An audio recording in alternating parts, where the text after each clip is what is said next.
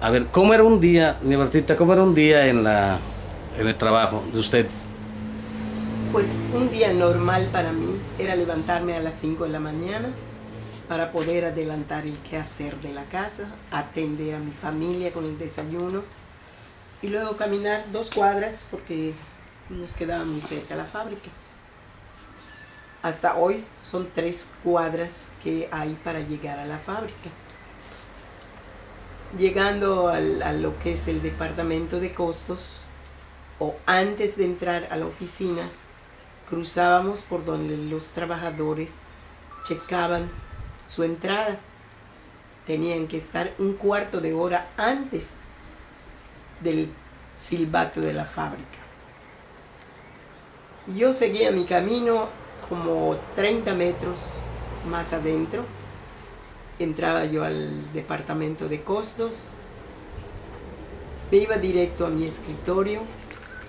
Allí ya me habían llevado los jefes de turno o los jefes de departamento las tarjetas que tenía yo que checar para ver lo que le correspondía a cada trabajador por el día de trabajo, por lo que ganaba cada quien, que eran como 360 o más trabajadores que cobraban por lista de raya, o sea, por tarjeta, perdón, por tarjeta. En esa época eran 9.16 lo que se le pagaba de jornal a un trabajador. Y se le pagaba el 7º día y con eso alcanzaba a 11.16 el salario que devengaban los trabajadores. ¿Se acuerda usted el año más o menos, Bertita? Estamos del 60, 65. 54. Del 54 al 55. Ok. Y yo el sueldo más alto que llegué a percibir fue de 12.50 diarios, pero yo cobraba por quincena. También era yo como comodín, porque donde me necesitaban, como eran muchos escritorios los que habían, y a veces no había quien trabajara, yo terminaba lo mío y luego tenía que pasar a hacer el trabajo de otra persona, ya sea porque no haya llegado o porque no había personal. Entonces yo podía trabajar en cualquier escritorio que me nombraban para poder sacar el día del trabajo. El día del pago era fabuloso, porque era muy alegre ir a pagarle a los trabajadores. Éramos 2 o 3 secretarias que íbamos a pagar. Casi siempre iba Florita Loesa, María, de la cual no me acuerdo su apellido, y yo. ¿A qué hora pagaba?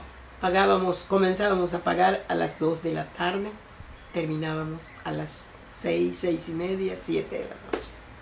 ¿El dinero dónde venía? ¿Lo traían de Mérida? El dinero lo traían de México directo, Okay. porque lo traían a veces, o por lo general, en avión. Okay. Llegaba la avioneta a Misné, iban a buscarlo. Daba una vuelta primero sobre Colonia, Yucatán, para avisar que ya había llegado y vayan por los viajeros y los que traían el dinero.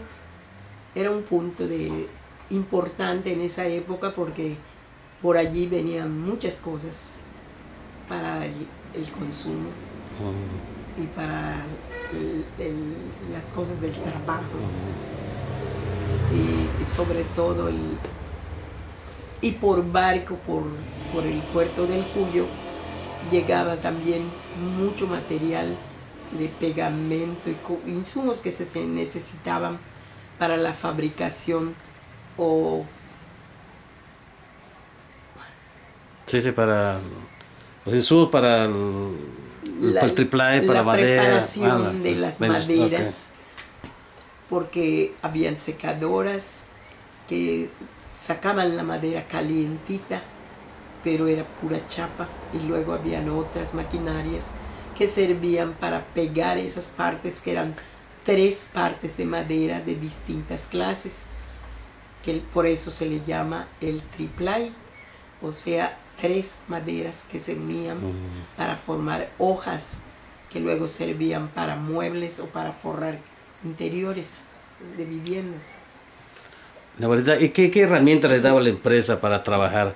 Por ejemplo, estamos hablando de los 54, 55, pero tal vez en medio no había tan moderna maquinaria por una Había máquina. máquinas de escribir, habían las Remington Rand, pero las últimas que llegaron en esa época fueron las Olivetti, que estaban preciosas.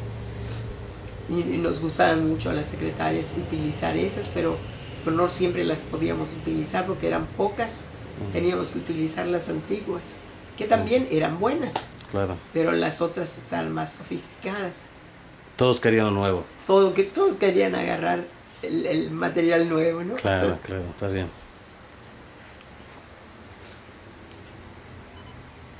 A ver, Albertita.